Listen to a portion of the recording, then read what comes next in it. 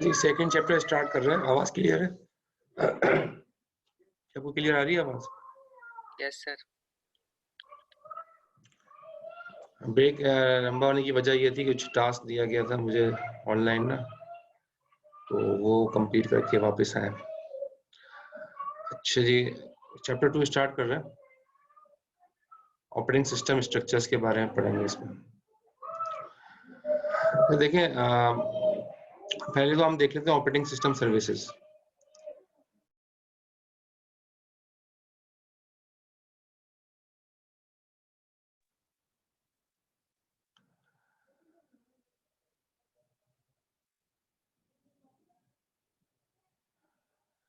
अच्छा जी, अच्छा operating system के अंदर देखें यूजर इंटरफेस बहुत मैटर करता है।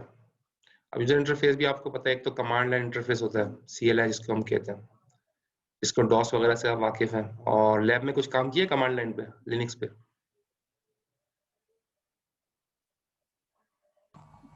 सर वो नॉर्मली जो है ना सिर्फ CMD यूज की है। अच्छा, डॉस पे यूज किया नहीं, लिनक्स पे आपने लैब में अभी तक कोई कमांड लाइन पे कुछ कमांड्स नहीं चलाई? यस सर, किए वहाँ पे। ऑनलाइन मतलब किया होगा ना कुछ CLI पे काम? Yes sir. उसकी डायरेक्टरीज देखना वगैरह, कौन कौन सी कमांड चलाएंगे? एक दो नाम बता दो। सर LS चलाइए सही है। और मेक डायरेक्टरी चलाई। CD की फोल्डर बनाया कोई? Yes sir, make directory make directory और रिमूव किया है। सही है। अच्छा, GUI इंटरफेस, कमांड लाइन का आइडिया तो है ना, मतलब सिर्फ आइडिया की बात करो फिलहाल यहाँ पर। GUI जी क्या है? सर। ग्राफिकल यूजर इंटरफेस, ये तो आप वाकिफ हैं, विंडोज का सारा GUI है। और लिनक्स पे आपने ubuntu इंस्टॉल किया, ubuntu भी पूरा GUI है, लेकिन दोनों के साथ कमांड लाइन की भी फैसिलिटी मौजूद है। लेकिन कमांड लाइन इंटरफेस अगर आप सिर्फ डॉस की बात करें, डॉस पूरा शुरू में जो था ना, डॉस अलग था। मैं थोड़ी सी हिस्ट्री बता रहा हूँ, आगे चलना है। डॉस शुरू में अलग था, MS डॉस इसका नाम है, माइक्रोसॉफ्ट का है। तो डॉस ऑपरेटिंग सिस्टम अलग था, विंडोज अलग था, इन दोनों का आपस में ताल्लुक नहीं था, समझ ना? ये अर्ली सिस्टम्स की बात बता रहा हूँ। तो हम करते क्या थे, पहले डॉस इंस्टॉल करते थे और डॉस इंस्टॉल करने के बाद फिर विंडोज इंस्टॉल करते थे। इस तरह करना पड़ता था, वरना विंडोज इंस्टॉल नहीं होती थी। पहले डॉस करो फिर विंडोज करो। अब तो बहुत आसान हो गई जिंदगी, तो आप सिर्फ इंस्टॉलेशन के लिए विंडोज इंस्टॉल करते हो। डॉस अब असल में, अब डॉस जो है ना वो विंडोज का बेस नहीं है, बल्कि डॉस अब विंडोज का एक जो है ना एक साथ में यूटिलिटी है, ठीक है ना? वरना पहले तो बेस ही डॉस था, उसके ऊपर विंडोज को बिल्ड किया था। अब ये ऐसा नहीं है, अब चेंज हो चुका है। अब डॉस एक यूटिलिटी है, एक तरह से एक छोटा सा जो है मॉड्यूल है, जो कि विंडोज के साथ अटैच कर दिया गया। तो बहरहाल यूजर इंटरफेस के बारे में कुछ बात हुई। प्रोग्राम एग्जीक्यूशन, अब देखो प्रोग्राम जो है वो मेमोरी में लोड हो जाता है, रैम के अंदर लोड हो जाता है, जो भी आप रन करते हो। लेकिन प्रोग्राम का जो है ना स्टार्ट होने के साथ साथ उसका एंड भी होना जरूरी है, ठीक है ना? प्रोग्राम स्टार्ट तो हो गया लेकिन उसका एंड होना भी जरूरी है।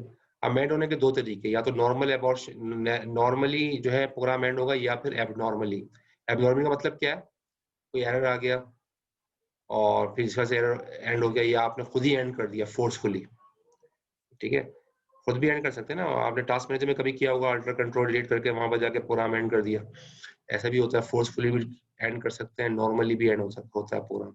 लेकिन प्रोग्राम की एग्जीक्यूशन में अंदर स्टार्टिंग और एंडिंग दोनों चीजें हैं, और ये ऑपरेटिंग सिस्टम की सर्विसेज में शामिल है।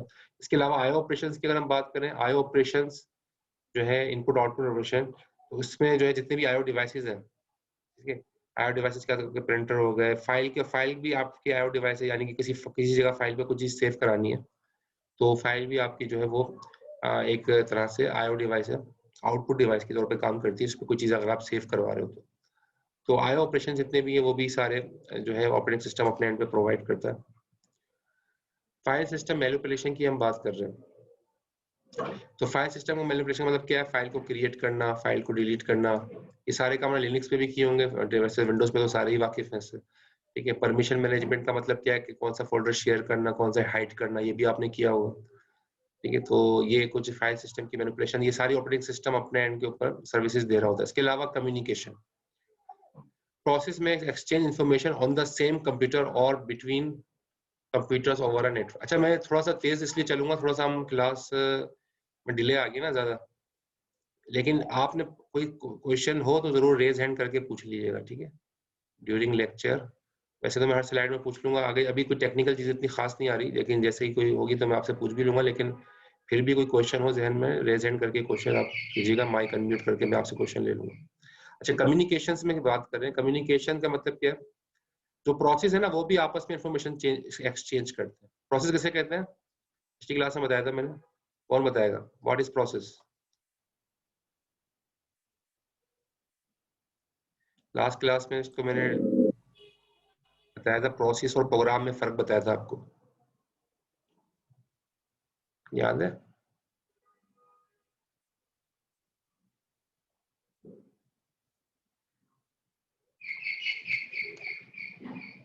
प्रोसेस और प्रोग्राम में फर्क। प्रोसेस का मतलब है जो प्रोग्राम एग्जीक्यूट हो रहा हो उसको हम प्रोसेस कहते हैं, ठीक है, जो प्रोग्राम एग्जीक्यूट हो रहा है उसको हम प्रोसेस करते हैं। तो रैम के अंदर बहुत सारे प्रोग्राम रखे हुए हैं, एग्जीक्यूट हो रहे हैं, और प्रोसेस जो है एग्जीक्यूशन के दरमियान आपस में अपनी इंफॉर्मेशन को एक्सचेंज भी करते हैं। एक प्रोसेस दूसरे प्रोसेस को अपनी इंफॉर्मेशन एक्सचेंज करते हैं। मिसाल के तौर पे आपने देखा होगा, आपके 10 प्रोग्राम जो है आपके जो है सिस्टम के ऊपर रन हो रहे हैं, 10 प्रोग्राम आपके सिस्टम पे रन हो रहे हैं, और आपने कर दिया शट डाउन कर दिया आपने। शट डाउन करने से हुआ क्या?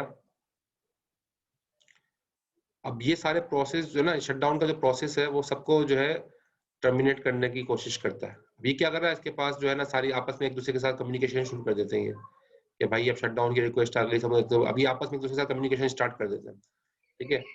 तो होता यही है कि शट डाउन की रिक्वेस्ट जो है वो ये जो है आपस में प्रोसेस एक दूसरे के साथ कम्युनिकेशन कर रहे होते हैं, और हर मर्तबा जो है कम्युनिकेशन एस्टेब्लिश होती है। तो अभी आपने ऐसा होगा, एक फोल्डर से दूसरे फोल्डर में कॉपी कर लिया, तो ये भी प्रोसेस की आपस में कम्युनिकेशन होती है, क्योंकि एक फोल्डर अलग है, दूसरा फोल्डर अलग है। तो बहुत सारी चीजें जो है प्रोसेस कम्युनिकेशन, यानी कि प्रोसेस आपस में एक दूसरे के साथ अपनी इंफॉर्मेशन शेयर करते हैं। वो कैसे करते हैं? उसके जो है ना 2 तरीके हैं, या तो शेयर्ड मेमोरी के जरिए या फिर मैसेज पासिंग के जरिए। शेयर्ड मेमोरी का मतलब क्या है? या रैम पे रख देते हैं, रैम पे रख दिया, एक ने रैम के एक हिस्से पे रख दिया, दूसरे ने रैम के उस हिस्से से उठा लिया। एक प्रोसेस है, आपस में 2 प्रोसेस हैं। अभी हम डिटेल में पढ़ेंगे, ये पूरा इसका बारे में बहुत डिटेल है, ये जो है ना कम्युनिकेशन की वाली बात है, इसके बारे में बहुत बड़ी डिटेल है, और हम प्रोड्यूसर कंज्यूमर प्रॉब्लम पढ़ेंगे आगे जाके, वो इम्पोर्टेंट टास्क है। लेकिन मैं आपको थोड़ा सा समझा रहा हूँ, एक प्रोसेस 1 है, एक प्रोसेस 2 है, ठीक है। अब इन दोनों को P1 से कुछ P1 को कुछ P2 को देना है इन्फॉर्मेशन, ठीक है, कोई डेटा देना है, कोई डेटा पास करना है, लेकिन अब वो कैसे करेगा? P1 ने जाके रैम पे रखवा दिया, और P2 ने जो है रैम से उठा लिया। ये क्या, इसको क्या कहेंगे? Shared memory. ये आपस में कम्युनिकेशन की है रैम को शेयर करने के बाद। सेकंड वन इज मैसेज, ठीक है, ये तो सेकंड। दूसरा क्या है? Message passing. मैसेज पासिंग के अंदर वो रैम को इस्तेमाल नहीं करते, बल्कि प्रोसेस P1 और P2, P1 जो है मैसेज सेंड करेगा, ठीक है, या मैसेज है M, ये मैसेज सेंड करेगा P2 को, इसको कहते हैं मैसेज पासिंग, ठीक है। तो P1 P2 जो दो प्रोसेस हैं वो आपस में कम्युनिकेट कर सकते हैं मैसेज पासिंग के जरिए भी, शेयर्ड मेमोरी के जरिए। दोनों का कॉन्सेप्ट क्लियर हो गया होगा आपको, मैसेज पासिंग और शेयर्ड मेमोरी में क्या फर्क। तो ये कम्युनिकेशन का चैप्टर आएगा, उसमें पढ़ेंगे डिटेल में। Error detection. Operating system needs to be constantly aware of possible, तो एरर तो जाहिर आते रहते हैं, ठीक है, और हर एरर के ऊपर जो है ऑपरेटिंग सिस्टम जो है कोई एक्शन भी, अप्रोप्रिएट एक्शन भी कोई परफॉर्म करता है।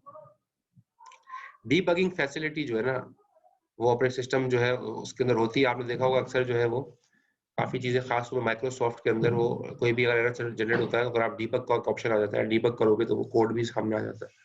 और डीबगिंग की फैसिलिटी भी ऑपरेटिंग सिस्टम जो है प्रोवाइड करता है, कि अगर कोई हल्का फुल्का एरर हो तो वो भी डिबग करके इसको करा जा सके। वरना ऑप्टिमाइज वे में होता क्या है कि एरर जनरेट होते रहते हैं बैकग्राउंड में, और वो जो है ऑपरेटिंग सिस्टम जो है अगर एफिशिएंट है, माइक्रोसॉफ्ट विंडोज ऐसे ही करता है कि वो अपने सर्वर के साथ कम्युनिकेट कर लेता है, यानी कि जो ऑनलाइन जो है वो सारी जो एरर्स हैं वो भेज देता है माइक्रोसॉफ्ट को। माइक्रोसॉफ्ट जो है ना वो फिर उसका कोई भी टूल जो है वो बना के, या कोई भी सॉफ्टवेयर बना के वो आपको भेज देगा, अपडेट के तौर पे आपके पास आएगा, उस अपडेट इंस्टॉल हो जाएगी, वो एरर खत्म हो जाएगा, आपको कोई तकलीफ करने की जरूरत नहीं। आजकल तो बहुत एडवांस हो गया, तो एरर आता भी है और रिमूव भी हो जाता है, आपको पता भी नहीं चल रहा होता।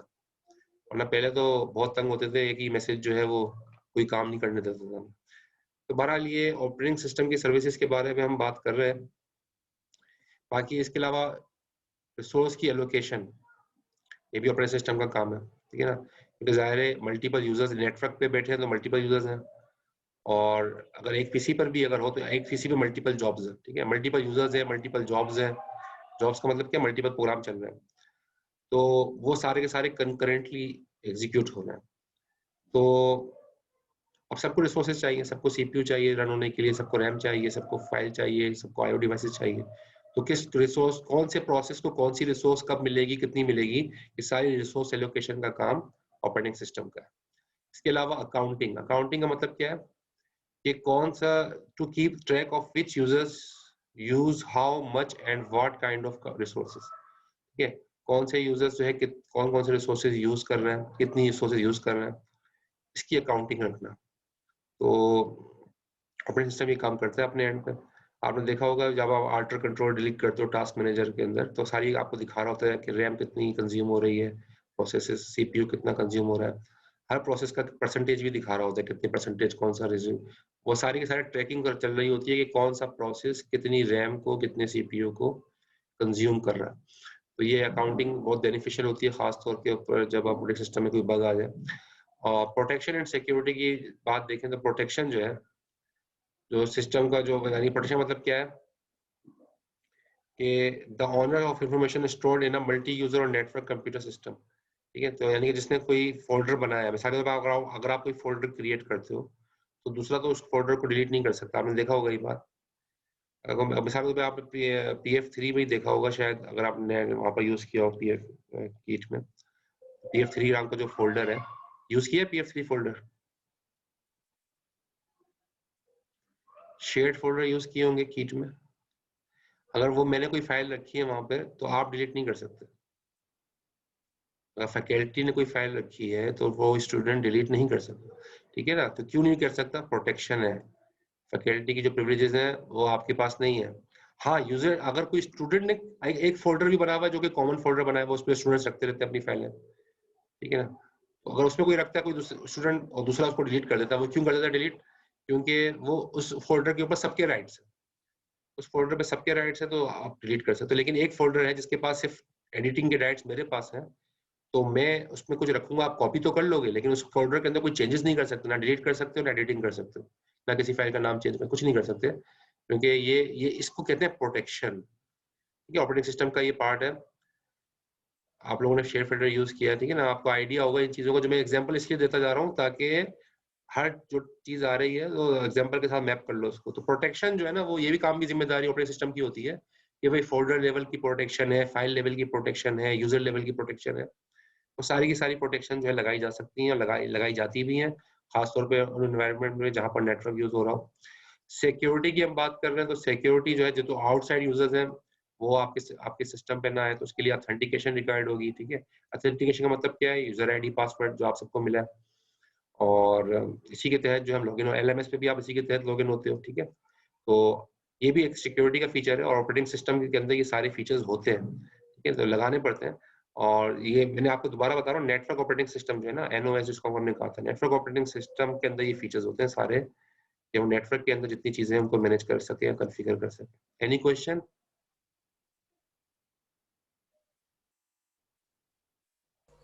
No sir. ठीक है, अब ये आपके देख रहे हैं, ये सामने एक ऑपरेटिंग सिस्टम की सर्विसेज का एक व्यू दिखाया है।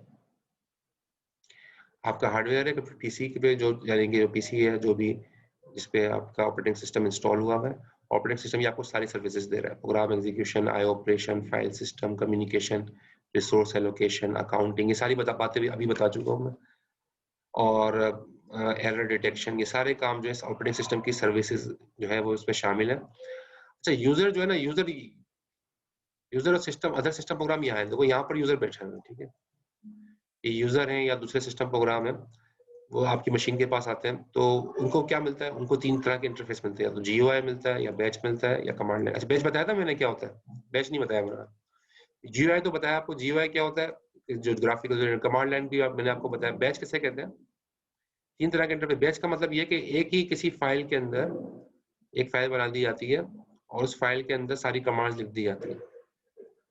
जैसे अगर डॉस है, डॉस के अंदर एक फाइल बनती है, नाम शायद आपने सुना हो, कोई भी फाइल होगी, इसका आखिर में एक्सटेंशन होगा बैच, BAT, सुना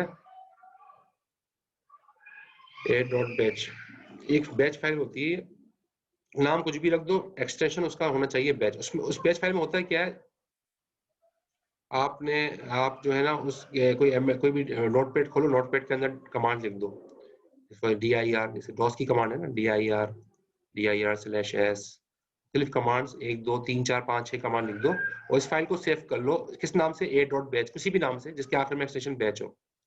फिर उस फाइल को आप बन गई वो फाइल। जब आप उस फाइल को डबल क्लिक कर दोगे ना, इस नोटपैड की फाइल को डबल क्लिक कर दोगे तो वो सारी कमांड जो लिखी हैं सारी चलना शुरू हो जाएंगी। ठीक है, तो ये ऐसी चीजें पहले, अच्छा इसमें वायरसेस भी लोगों ने बहुत बनाए इसको यूज करते हुए, लेकिन अब तो काफी कंट्रोल हो गया। तो ये आप भी काम कर सकते हो। आप चाहते हो भाई सिस्टम जब रीस्टार्ट हो, आपने देखा होगा रीस्टार्ट के अंदर कुछ चीजें बहुत सारी आ जाती हैं, वो इसलिए आ जाती हैं कि बैच फाइल बनी हुई है, बहुत सारी चीजें शुरू में आ जाती हैं। अगर आप चाहते हो कि कोई ऐसी चीज हो जिसपे आप क्लिक करो 10 तरह के काम हो जाए, तो आप बैच फाइल बना के उसको रन कर सकते हो। ठीक है, तो ये प्रैक्टिकली मेरे ख्याल में कुछ देखना पड़ेगा लैब में आपको कराते हैं या नहीं, लेकिन आसान सी चीज है वैसे तो, MS DOS में भी हो जाती है। कोई भी फाइल बनाओ, नोटपैड पे कोई भी फाइल बनाओ, उसका नाम ये रख दो, उसमें कमांड लिख दो बस 3 4, ठीक है, और डबल क्लिक कर दो इस फाइल को, बस वो चल जाएंगी। देख लेते शायद यहाँ पे हम बना के देख लेते हैं, आपको दिखा भी देते हैं।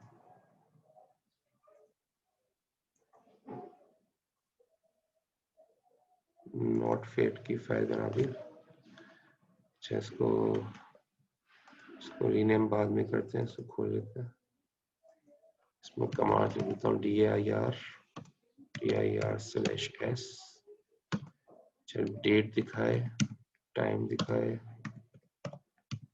स्क्रीन और स्क्रीन क्लियर कर दे, ठीक है, और डायरेक्टरी दिखाए पेज वाइज, और ठीक है ना, किसी एक डायरेक्टरी, अच्छा ये 4 5 ही लिख देते हैं, बाकी टाइम ज्यादा लग जाएगा। सेव कर लेते हैं इसको, ये सेव एस कर लेता हूँ पहले, सेव एस करके इसका नाम मैं रख लेता हूँ, यहाँ नीचे ऑल फाइल्स कर दो और इसका नाम रख दो abc.batch। कोटेशन भी लगा देता हूँ साइडों में कहीं, वरना कभी कभी वो txt बना दे सर। इसको सेव कर लेते हैं, ये बन गई, देखो ये इसका आइकन भी चेंज हो गया, नजर आ रहा, मैं डबल क्लिक करा ये सब चल गया, जो लिखा था सब चल गया। एंटर डेट दिखा रहा है, एंटर किया टाइम दिखा रहा है, एंटर किया पेज वाइज दिखा रहा है, देख रहे हो, ये सारी कमांड जो मैंने लिखी थी वो सब चल गई। ये बैच फाइल आइकन भी चेंज हो गया। कॉन्सेप्ट क्लियर हो गया ये बैच फाइल वाला? जी सर। तो वायरस बनाने वालों ने इस तरह किया ना, वायरस भी बनाया, तो डॉस के वायरस बना दिए, बस जाके डबल क्लिक करने की देर है वो चल जाता है सारे, वन बाय वन। तो बहरहाल ये एक फैसिलिटी, इसको कहते हैं बैच। ये बैच इंटरफेस का मतलब है कि कमांड जो है ना वो आपने सेव कर दी और वो एग्जीक्यूट हो जाती है बैच फाइलिंग के अंदर। तो बहरहाल ये एक छोटा सा इसका व्यू था, आगे चलते हैं। तो कमांड लाइन इंटरफेस आपने देख लिया।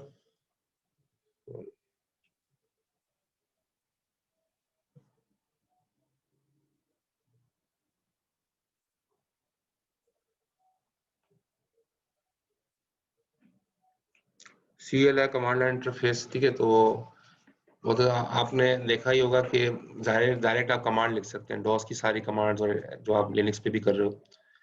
तो कर्नल जो है ना, कर्नल वो मैंने, जैसे हम लास्ट क्लास में पढ़ा था, कर्नल जो एक्चुअली उसमें वो सारा जो कोर ऑपरेटिंग सिस्टम है कर्नल ही है। तो ज्यादातर कर्नल के अंदर वो है ना कमांड्स के जरिए से हम काम कर रहे होते हैं, और ऊपर जो है शेल लगा दिया जाता है। ये वही बात जो बार बार सामने आ रही है, कि शेल के जरिए से जो है फिर हम उस कमांड को जो है चला लेने में आसानी। जैसे अभी मैंने डबल क्लिक किया ना, अब मैं इसको चाहूँ तो चला भी सकता हूँ, ठीक है ना, कमांड लाइन पे जाके CMD पे जाके भी अगर चलाना चाहूँ मैं कमांड लिख दूँ चल जाएगी ये बैच फाइल। तो दोनों तरीके हैं। और ये बॉर्न शेल दिखाया है, बॉर्न शेल जो है इंटरप्रेटर है, ये भी जो है वो लिनक्स का एक शेल कहलाता है। बॉर्न शेल मुख्तलिफ शेल्स हैं, तो बॉर्न शेल का इंटरप्रेटर है, तो उसकी कुछ कमांड्स दिखाई हैं यहाँ। प्रैक्टिकली। अच्छा जी, user operating system interface GUI की बात कर रहे हैं तो डेस्कटॉप आइकन्स वगैरह सारी चीजें आपको पता है, ठीक है। फोल्डर होते हैं, डेस्कटॉप होते हैं, आइकन होते हैं, जीयूआई में बहुत सारी चीजें होती हैं। इसके अलावा माइक्रोसॉफ्ट विंडोज जो है वो जीयूआई और सीआई दोनों है, डॉस भी है, विंडोज भी है, ठीक है। एप्पल का जो ओएस एक्स सिस्टम है, एप्पल का एप्पल का जो ओएस सिस्टम है मैक, उसमें जो है जीयूआई इंटरफेस है एक्वा, ठीक है, और उसका पीछे कर्नल जो है यूनिक्स का चल रहा है। तो बहरहाल ये थोड़ा सा इन्होंने एग्जांपल्स दिए हैं कि यूनिक्स लिनक्स के अंदर CLI भी ऑप्शनल है, जीयूआई इंटरफेस भी है, तो दोनों तरह के अवेलेबल है। टच स्क्रीन आपने एंड्रॉयड के ऊपर तो हम यूज करते ही हैं सारी चीजें, ये आजकल तो सब फेमिलियर है इससे। तो माउस रिक्वायर्ड, यहाँ लिखा माउस रिक्वायर्ड नहीं है, बस जो है गेस्चर जो होते हैं हैंड के, उसके हम से ही उसको टैकल कर लेते हैं, वॉइस कमांड भी चल जाती है। और ये मैक का जो है जीयूआई दिखाया है, ठीक है, मैक ऑपरेटिंग सिस्टम का जीयूआई दिखाया है। बस ये थोड़ा सा फेमिलियर तो हम इसमें मैक के जो काम कर रहे होंगे वो है, लेकिन हम तो ज्यादा विंडोज से फेमिलियर है। सिस्टम कॉल्स की हम बात कर रहे हैं। सिस्टम कॉल्स किसे कहते हैं? एपीआई का नाम सुना है?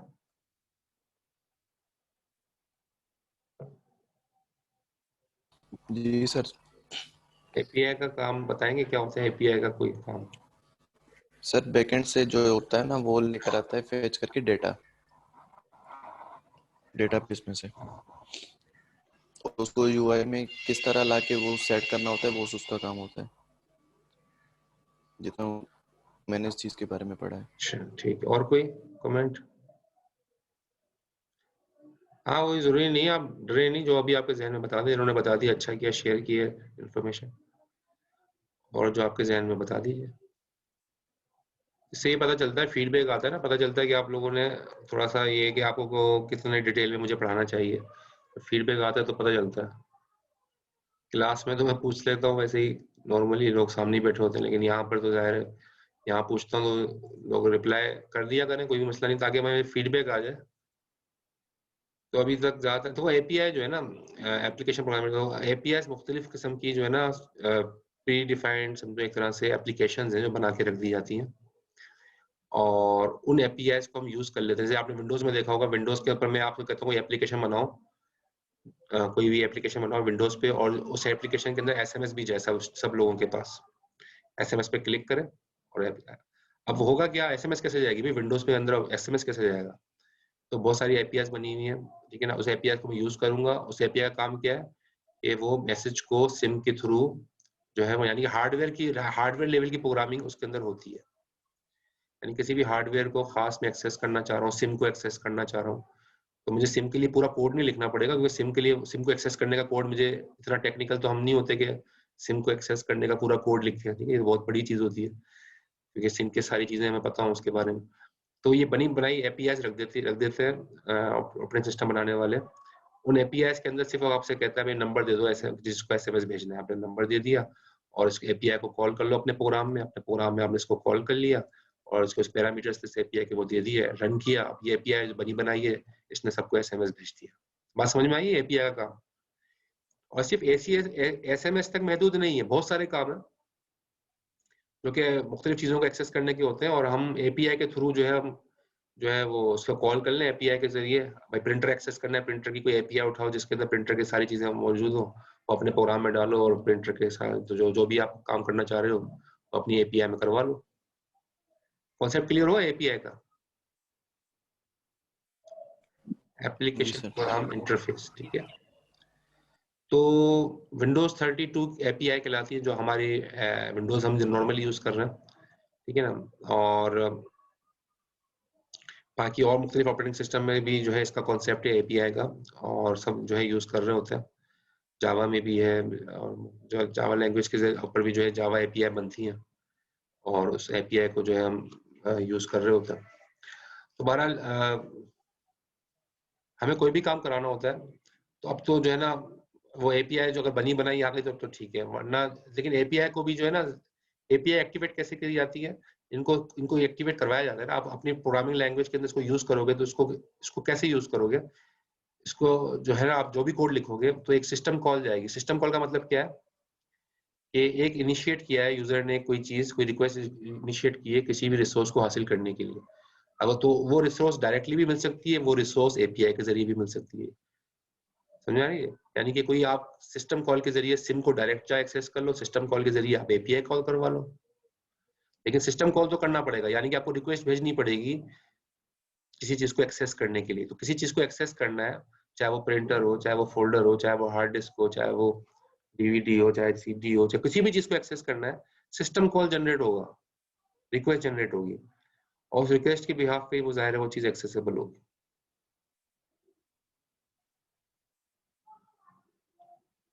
अच्छा 3 बजे अर्सलान कह रहे लाइट चली जाएगी, अटेंडेंस लगा दें। अच्छा अटेंडेंस में मैं कुछ नाम ले रहा हूँ, मुझे सिर्फ नाम कुछ लोगों के ले रहा हूँ, मुझे भी अटेंडेंस स्ट्रेंथ नजर आ रही है 28, ठीक है, स्ट्रेंथ सही है।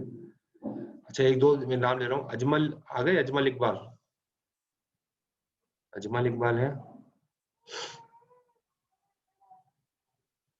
थोड़ा सा क्लास आज थोड़ा ज्यादा चलेगी, डिले चूंकि आया था ऑफिशियली, तो इस वजह से कोशिश करूंगा 3:30 तक, लेकिन हो सकता है थोड़ा ऊपर हो जाए टाइम, 40 भी हो सकता है। अच्छा आशिर अली नहीं है, समीर,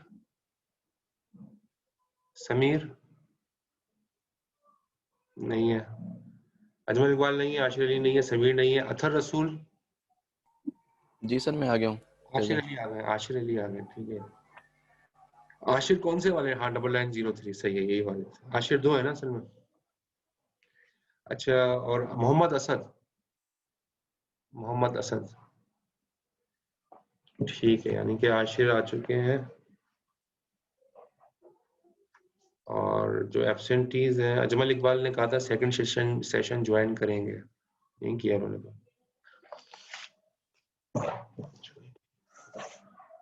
ठीक है, बस अटेंडेंस बाकी सबकी लग गई प्रेजेंट, जो पहले सेशन में थे सबकी प्रेजेंट मार्क हो गई है, लेकिन जाइएगा सर हमारी हो गई मोहम्मद इब्राहिम, जी।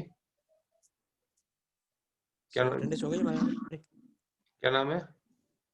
मोहम्मद इब्राहिम 9389।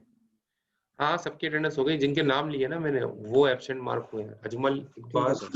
अजमल इकबाल एब्सेंट है, समीर, अथर रसूल और मोहम्मद असद, इनके अलावा सारे प्रेजेंट। सर ये एब्सेंट है, मैं बाकी आ गया हूँ सर, कौन? अतर रसूल सर प्रेजेंट। अथर रसूल आ गए, ठीक है। पहले सेशन में तो आप नहीं थे, दूसरे में। जी सर। चलें ठीक है सर वो लाइट नहीं थी जी, ठीक, सर, वो फर्स्ट सेशन में लाइट नहीं थी मेरे यहाँ पे। अच्छा ठीक है चलो। लाइट असल में कराची की मुझे पता है कुछ इलाकों में बहुत लंबी गई है, कल हमारे यहाँ भी सारा दिन नहीं थी, तो थोड़ा सा लाइट को कंसीडर कर लेते हैं आज, तो बहुत लंबी लाइट गई है, ये मैसेजेस भी आए। अच्छा फाइक नदीम जो है वो प्रेजेंट, लेकिन हम कोशिश ये किया कीजिए कि मोबाइल फोन से उससे वो करें। आगे सबकी अटेंडेंस मार्क हो गई है, सिर्फ ये जो है ना ये अच्छा ये लेक्चर भी आप इन रहिएगा, क्योंकि हो सकता है अगली क्लास में जो है ना वो ऐसे तो क्विज होगा एक, लेकिन मेरा को प्लान ये था आज मुझे चैप्टर खत्म करना है ये वाला ना, लेकिन वो बीच में काम आ गया जिस वजह से थोड़ा सा हमारा डिले हो गया, मेरे लेक्चर खत्म नहीं शायद कर पाऊँ हमारा। तो ये सिस्टम कॉल्स का एपीआई, सिस्टम कॉल्स की हम बात कर रहे थे, तो आप ये देखो system call sequence to copy और आप करना क्या चाह रहे हो, आप ये करना चाह रहे हो फॉर एग्जांपल। हाँ शमसुल रहमान अटेंडेंस लग गई, सबकी अटेंडेंस लग गई है, बस इनके नाम लिए 3-4 लोगों के वो नहीं है, बाकी सब है, ठीक है। अजमल नहीं है, समीर नहीं है, मोहम्मद असद नहीं है, बाकी सब है प्रेजेंट। तो सोर्स फाइल और डेस्टिनेशन फाइल, ठीक है। सोर्स फाइल में अगर एग्जांपल देख लो, अगर आप करना क्या चाह रहे हो, यहाँ से कंटेंट कॉपी करना चाह रहे हो, फॉर एग्जांपल यहाँ पर एक जीबी का डेटा है, ठीक है, इसको कॉपी को उठा के 1 जीबी का डेटा यहाँ से कॉपी करा, 1 जीबी का डेटा यहाँ से कॉपी करा और 1 जीबी का डेटा यहाँ पे पेस्ट कर दिया, कॉपी पेस्ट किया है, ठीक है, 1 जीबी यहाँ पेस्ट हो गया। कॉपी पेस्ट करने में क्या क्या मराहल से गुजरता है, कितने सिस्टम कॉल जनरेट होते हैं वो दिखाया है, ये सारे सिस्टम कॉल जो है ना ये सब जनरेट होता है, ठीक है। एक्वायर इनपुट फाइल नेम, पहले उसका फाइल नेम देखेगा क्या है, उसका फाइल नेम वैलिड है इनवैलिड है क्या नाम है, स्क्रीन पे प्रॉम्प्ट करेगा भाई क्या कॉपी करना है, एक्सेप्ट करेगा वो input, acquire output file name मांगेगा, ये कॉज का नाम क्या है भाई, ठीक है ना। पॉप स्क्रीन पे प्रॉम्प्ट करेगा, फिर एक्सेप्ट करेगा इनपुट, फिर ओपन द फाइल, फाइल को ओपन करेगा।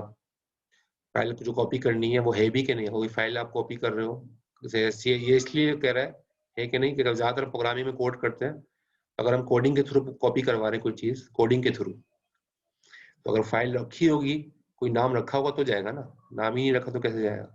यानी कि उस फाइल के नाम, अगर एबीसी की फाइल के नाम से कोई फाइल ही नहीं है और आपने हार्ड कोड कर दिया कि एबीसी की फाइल कॉपी करो, ठीक है, यहाँ से उठा के यहाँ रख दो, तो अगर वो फाइल ही नहीं है तो क्या होगा, एबॉर्ट हो जाएगा। अगर फाइल, ठीक है, फिर वो आउटपुट फाइल देखेगा, आउटपुट फाइल में जहाँ कॉपी करना है वो भी है कि नहीं है, अगर वो भी नहीं है तब भी एबॉर्ट हो जाएगा, जहाँ से उठा के जहाँ रखना है, ठीक है। तो ये फोल्डर ही अगर नहीं, ये अगर फोल्डर ही नहीं बना हुआ फॉर एग्जांपल, तो कहाँ रखेगा उठा के, एरर जनरेट हो जाएगा, ठीक है ना। फिर फाइल के अंदर से एक एक कैरेक्टर को रीड करेगा, कोई जो 1 GB का डेटा अंदर से जो जो रखा होगा एक एक कैरेक्टर को उठाएगा, रीड करेगा, और आउटपुट फाइल के अंदर रखता जाएगा एक एक चीज को उठा के, एक एक बाइट को उठा के, और जब तक ये फेल नहीं होता प्रोसेस चलता रहेगा। तो फिर टर्मिनेट, आखिर में जब कॉपी हो जाएगा पूरा डेटा तो टर्मिनेट कर देगा। तो मैं आपको बता रहा हूँ, यहाँ सिर्फ कॉपी पेस्ट करने में ही बहुत सारे सिस्टम कॉल्स लग रहे हैं, सिर्फ कॉपी पेस्ट करने में ही बैकग्राउंड में बहुत सारे सिस्टम कॉल्स लग रहे हैं, यानी कि बार बार रिक्वेस्ट जनरेट होती है, हार्ड डिस्क पे कहाँ रखी हुई है, किस नाम से रखी हुई है, बार बार रिक्वेस्ट जनरेट होती है, क्योंकि आपने कॉपी आपने पेस्ट कर दिया, लेकिन सारी इंक्वायरी करता है वो, और फिर उसके बाद जो है कॉपी मूव होती है। तो सिस्टम कॉल जो है ना, ये इसी के जरिए से सारे काम ऑपरेटिंग सिस्टम कर रहा होता है। इसकी सिस्टम कॉल हर काम को करने के लिए इसकी सिस्टम कॉल करके उसको जो है ना वो मतलब सर अंजाम देता है। Example of standard API, API की एग्जाम्पल यहाँ पर आपको दी हुई है।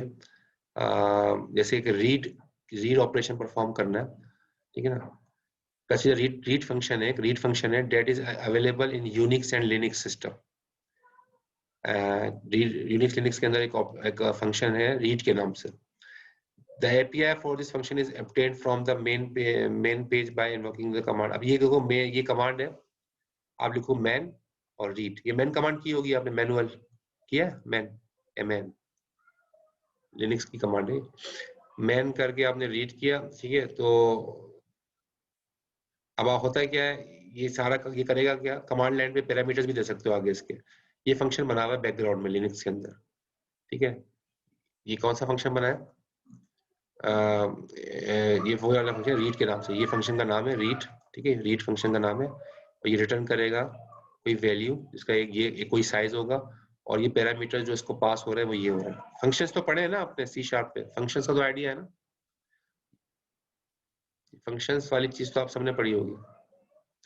तो ये जो एपीआईज है, एपीआईज भी इस तरीके से जो है ना, किसी भी फंक्शन का कोई भी फंक्शन है उसको कॉल किया, और उस कॉल के अंदर पैरामीटर्स पास कर दिए, और ये फंक्शन का मतलब क्या है, एफडी का मतलब है the file descriptor to be read, कौन सी फाइल रीड करनी है, कौन से बफर से उठानी है, और जो है नंबर ऑफ बाइट्स कितने। कोई भी फाइल को अगर टीएक्सटी फाइल है, टीएक्सटी फाइल के अंदर कुछ भी लिखा हुआ है और आपने रीड करना है, तो आप कैसे कर सकते हो, रीड का फंक्शन यूज करके सारे कंटेंट इसको उठा सकते हो, कॉपी कर सकते हो, पेस्ट कर सकते हो।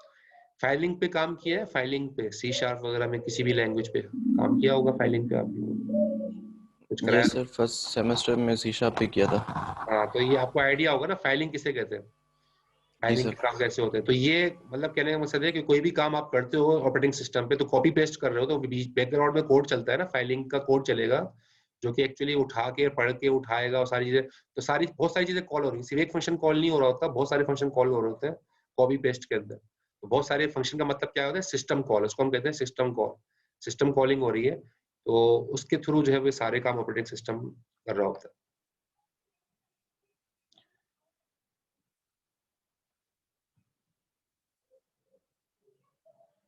ठीक है, तो सिस्टम कॉल बहुत सारी हो रही थी, मैंने आपको बताया कॉपी पेस्ट के अंदर इतनी सारी सिस्टम कॉल्स लग रही हैं।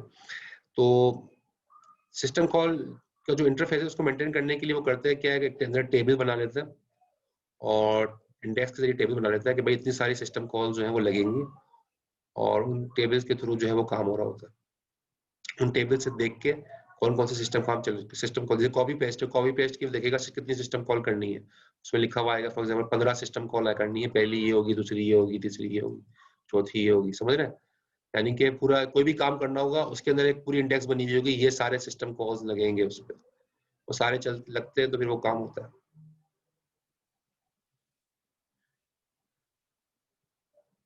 तो ये आपको एक डायग्राम के थ्रू भी दिखाया गया कि यूजर की कोई एप्लीकेशन है, ठीक है, उसने कोई फाइल ओपन करी है, फॉर एग्जांपल कोई फाइल है वो ओपन की तो ये क्या हुआ, सिस्टम कॉल हुई। क्योंकि सिस्टम कॉल किसको की, क्योंकि फाइल तो रखी हुई है हार्ड डिस्क पे, हार्ड डिस्क को एक्सेस कौन करेगा, ऑपरेटिंग सिस्टम। तो ऑपरेटिंग सिस्टम जो है वो कहाँ जाएगा, यूजर मोड से निकल के कहाँ जाएगा, कर्नल मोड, कर्नल मोड पे जाएगा, क्योंकि कर्नल मोड पे ऑपरेटिंग सिस्टम अपना काम सर अंजाम देता है। तो अगर आपने कोई फाइल ओपन करवानी है, रीड करने के लिए ओपन करेगा, तो ओपन करने के लिए वो मोड चेंज करेगा, यूजर मोड से कहाँ चला जाएगा, यूजर मोड का मतलब यूजर एप्लीकेशन से, यूजर मोड से चला जाएगा वो कर्नल मोड पे। और कर्नल मोड, यूजर मोड से कर्नल मोड पे कैसे जाएगा, थ्रू सिस्टम कॉल, ठीक है। सिस्टम कॉल के जरिए से यानी कि यूजर का जो एप्लीकेशन है वो सिस्टम कॉल के जरिए से कर्नल मोड पे ले जाएगी, कर्नल मोड पे जाके वो सिस्टम कॉल किस चीज की हो रही है इस वक्त, किसी भी फाइल को ओपन करना है।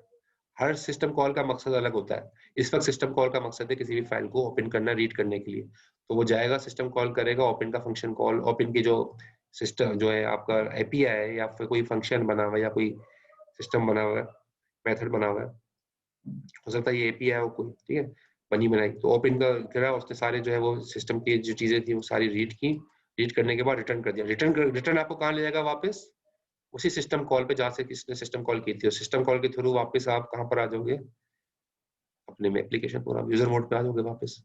यानी जो काम करना था वो सिस्टम कॉल के थ्रू जो है वो काम किया गया। तो यहाँ पर इससे इससे ये आपको अंदाजा होगा कि एपीआई जो है किस तरह से यूज करते हैं। यहाँ ओपन का समझो एपीआई बनी है और वो सिस्टम कॉल के थ्रू जो है उस एपीआई को यूजर ने यूज कर लिया और वो जो काम करना था वो करवा लिया।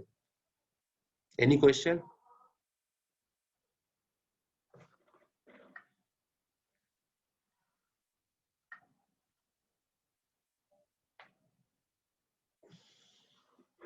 चलिए आगे चलते हैं।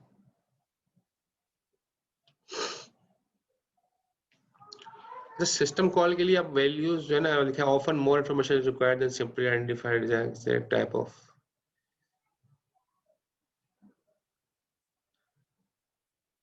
अब देखो कोई भी सिस्टम कॉल जाहिर हमने करवानी है, अब पैरामीटर्स पास करने पड़ते हैं, पैरामीटर्स मतलब क्या है, जाहिर है कि ओपन का कोई फंक्शन है, ओपन के फंक्शन के अंदर हो सकता है पैरामीटर पास को, कौन सा फाइल ओपन करवानी है, क्या करवाना है, वो पैरामीटर्स पास किए जाएंगे यहाँ से, इस ओपन की मशीन पैरामीटर पास किए जाएंगे जो कि यहाँ इसको रिसीव होंगे। तो अब ये चीजें जो है ये पैरामीटर पास कैसे किए जाए, यानी कि पैरामीटर इसको पास कैसे किया जाए, कि अब आप यूजर का प्रोग्राम जो है ऑपरेटिंग सिस्टम को कह रहा है कि भाई मुझे ये काम करना है, तो पैरामीटर्स कैसे पास किए जाए। तो एक तरीका क्या है, रजिस्टर के जरिए। रजिस्टर का तो आइडिया हो आपको, मैंने दे दिया था ना, और आपने पढ़ा भी, असेंबली लैंग्वेज तो पढ़ी है ना।